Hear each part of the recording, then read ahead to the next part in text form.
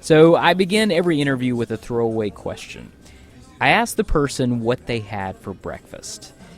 Now, I don't care what they have for breakfast. I just want them to say something so that I know that my equipment is working correctly. Tom Hanchett saw this as an opportunity to be funny. And what did I have for breakfast? I went to, there's a Scottish restaurant down the street called McDonald's. Had a sausage burrito. A Scottish restaurant down the street called McDonald's. I think it's Scottish. With a name like that, it's got to be Scottish. Tom is the historian at the Levine Museum of the New South in Charlotte, North Carolina. Now, besides that being a smart-ass, sarcastic response, it actually pointed us in the direction I wanted to go for our conversation. I was curious about the, quote, New South, and so I asked Tom to meet me at a place he thought was representative of how the South is evolving. It ended up being this Honduran-Salvadoran-Mexican restaurant in East Charlotte.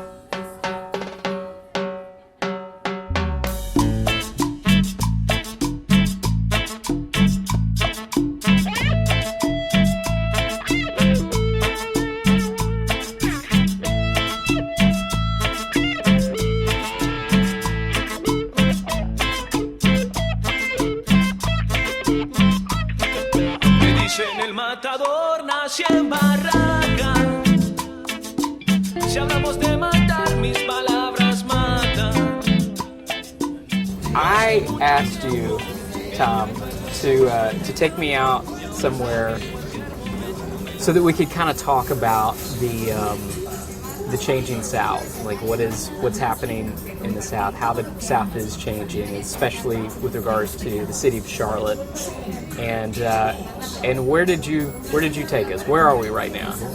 We're at El Pulgarcito. There are blue Naugahyde booths. The Latino soap operas are playing on the television. There is a touch-tone digital jukebox behind you where you can play banda, Sinaloa music with the tubas and the trombones. And folks are, we're drinking fresa con leche, which is like a thin milkshake with lots of fresh strawberries in it, and having a good time. The neon is buzzing, and it's the middle of the afternoon, but there are families here. There are people getting off work who are here. It's like the Cheers place, except it's a diner and people are speaking Spanish. Now, how did you first find this place? I live in this part of town. This is East Charlotte. We're on Central Avenue. Folks in Charlotte would call this the International Corridor, except it's not. There is every kind of person you can imagine here, but the largest number are native-born white Americans, second largest number are native-born black Americans, and then people from all over the world. And increasingly, this is what Charlotte looks like in particular areas. Increasingly, it's what our cities in the United States look like, and it is what the United States itself is going to look like. So, bon appetit. This is the New South. Is there a New South? I know that term is one that we've talked about for the last 30 plus years. It may even be older. Is that term, where did that term originate? The last 150 years. 150, I was way off. The folks started talking about a New South right after the Civil War. There was a guy in Charleston who wrote some pieces for Harper's Magazine about the New South. Henry Grady, who was the editor of the Atlanta Constitution, wrote endlessly about the New South. The South basically had to reinvent itself. Slavery was gone, the economy was in shambles, and from 1865 onward, we've been reinventing and reinventing and reinventing. And where we are now is the newest of the New Souths, and I think it's the Newcomer South. For a long time, when I was growing up, if you wanted opportunity in the South and you were really ambitious, you went north. You went to Baltimore, or you went to Detroit, or you went to Chicago, or you went to California. Now all those folks are coming here. Charlotte had 500,000 people in 1990, the county around us, and it's going to hit 1 million sometime between now and dinner. And folks are just packing up and loading up the truck and leaving Beverly and coming to Dixie. What is the opportunity? What are the job opportunities that are happening around here that are drawing people in? People ask, why is Charlotte growing? And one of the answers is it's a banking center. It's the second biggest banking center in the United States. A better answer is it has a very diverse economy. This was a railroad crossroads. Before that, it was an American Indian trading path crossroads. But it's on the intersection of a couple major interstates. One of the busiest airports in the United States is here. So it's a great place to build a business. And we have Bank of America here, but we also have Lowe's Home Improvement here. The Family Dollar chain is out of here. Largest steel maker in the United States is Newcomer. They're here in Charlotte. So folks are coming for those job opportunities. But then paradoxically, one of the things that's making Charlotte grow is growth. Because as people come here for jobs, they need a new house. They need their dishes washed. They need a doctor. They need a school teacher. And so folks are literally loading up the car in Buffalo or Bosnia and coming to Charlotte without a job because they figure they can get one here or they can make one. So in this new South, the Newcomer South, as you put it, how are the newcomers being received? Having all these newcomers arrive so suddenly in a region that for a long time was one of the most isolated in the United States has been really exciting, but also creates a lot of tensions. How do we pay for the schools for these folks who are coming? They do not send us money in advance to say build some schools. Same thing with highways, same thing with anything you name. So there is tension in that way. There's also all of these new foods. There's a Dunkin' Donuts down the street now. That's should be Krispy Kreme. That's our kind of donuts. So even little things like that, much less the folks from Bosnia and Bolivia bringing those foods. But generally, this is a city, as most New South cities are, that has embraced growth, has embraced newness, and welcomes newcomers as they arrive. You bring up the food part of it. Obviously, we're in a restaurant right now. What is the blend here of this particular restaurant? El Pulgarcito was started in a former day-old bread store. That's where we are here. We're in a little strip shopping center with a bunch of dinky little places that you wouldn't look at twice. Except if you did look at twice, you'd realize that on this little strip there is a Vietnamese soup shop, a Mexican tienda, a Middle Eastern butcher deli place, and this place, and then around the corner is Somali and Ethiopian. Wow. Here, this was one of the first restaurants. El Pulgarcito was started by Henry Chirinos, who's still here, still running it. He's here every day. And he is from Honduras originally. His wife's from El Salvador. A lot of people from El Salvador come into Charlotte, and so gambling on food from El Salvador, well, okay. But as insurance, he also has Mexican. So Honduran, Salvadoran, and Mexican food, which to outsiders may seem like the same cultural tradition, but it's not. And so what's happening, people ask, is this a melting pot? I don't think so. You can't get Honduran food at the Middle Eastern place next door. But within each place, I think cultures are coming together in new kind of ways. Still on the food subject, how are we seeing these foods affect Southern cuisine? It seems like Southern cuisine itself is now beginning to evolve to include lots of things that may not have traditionally been there. Right. Can you put a finger on the way some of the foods are influencing Southern cuisine and how Southern cuisine might be influencing some of these international foods? One answer to how the foods are mixing is that in some ways they're not. The typical Southern food, you still get it at your typical Southern restaurant. It hasn't changed very much. But what I think has changed is the opportunities that any of us have to choose particular food. When I was growing up in the South, there were very few restaurants of any kind. Charlotte, a couple generations ago, you went out to get Southern food at a Greek-run restaurant. What has happened is that now most places in the South, there's a Mexican tienda, even a little tiny town.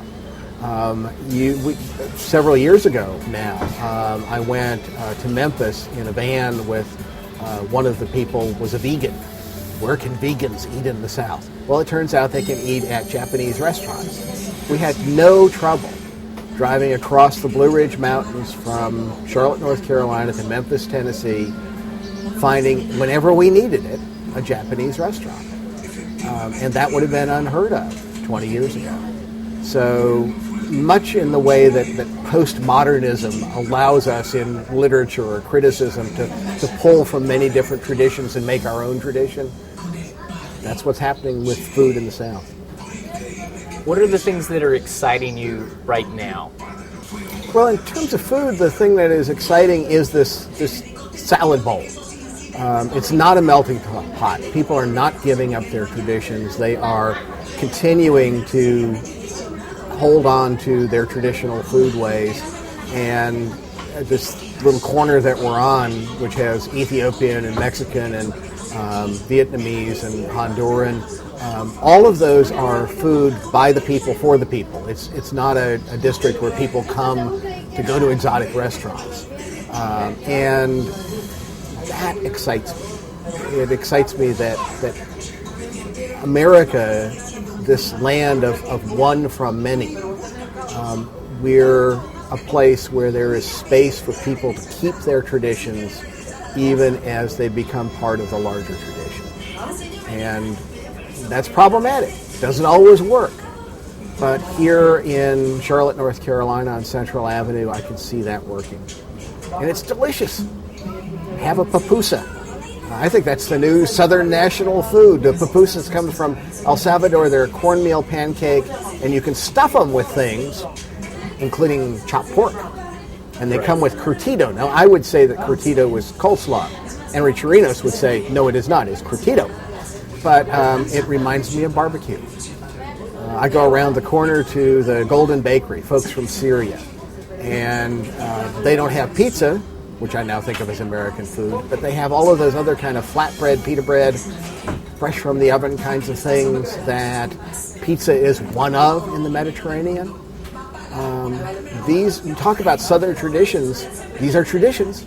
They're in the South. I can access them. You can access them.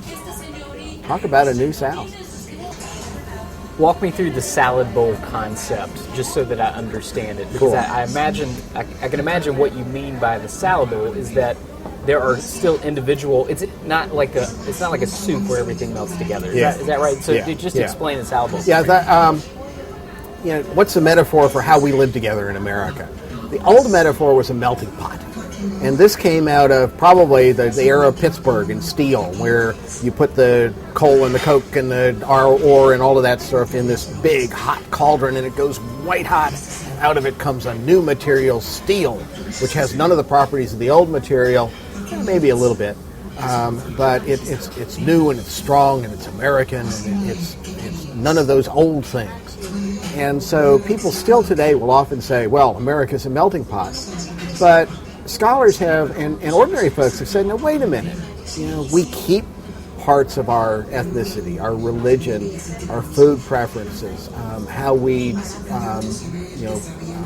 interact as a family. And we don't immediately give those all up. In fact, there are parts of them that stay with us forever. There's a term called salad bowl. It's not a melting pot, it's a salad bowl. Imagine a salad bowl, there's the lettuce, there's the onions and the tomatoes and maybe an anchovy or two and some dressing, and you can see all of the pieces, but it's a new dish.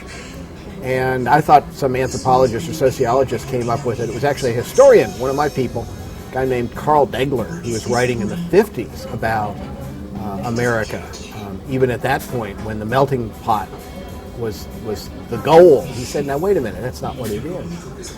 So this notion that we don't give up all of our culture, that we don't melt, that we don't become Velveeta cheese, is real powerful. I've had people say, well, it's not really a melting pot, it's a stew pot, because the individual pieces change as they cook together. I like that. I've had people say it's not a stew pot, it's really like a potluck. Everybody brings something to the table, but then you pick out the things that seem to make sense to you and your culture. You end up with new stuff on your plate that you might not have ever eaten, but what you pick out is going to be different than your neighbor picks out. I like that a lot. Where's it going? What kind of projection could you make, or what kind of predictions do you make in the next 20, 25 years? Where's the South going? Well, I'm a historian, and historians do not predict the future. They predict the past. So I don't know. But these New South cities in the southern interior along the railroads and the interstates, I think they'll continue to grow simply because of the momentum that they have, but also because of air conditioning and the Rust Belt problems of older parts of the industrial United States. People are going to keep coming to the South. And folks will continue to come from around the world. Even if we somehow manage to shut the gates right now, there are so many different people now in the South from so many corners of the globe that working out what these new traditions are, how they're going to bump up against each other. And we're going to still be doing that 20 years from now. It's not all going to be worked out. And I think it's going to be tasty.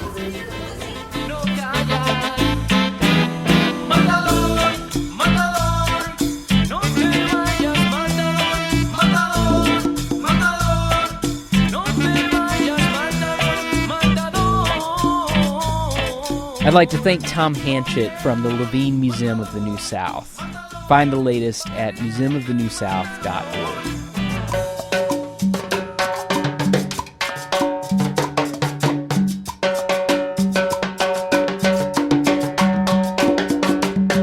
The song in this episode is called Matador, and it's a cover performed by the Charlotte-based band UltimaNota. What's great is that this band exemplifies exactly what we were talking about today. There are 5 members. 2 are from Venezuela, 1 is from Mexico, 1 is from Cuba, and 1 is from El Salvador. You can find more on them at carletontalents.com. For more episodes of the show and to see videos and photography featuring our guests, click on over to AuthenticSouth.com. You can also hear us at WFAE.org on iTunes, Stitcher Radio, SoundCloud, and Public Radio Exchange. Until we go south again, thanks for listening.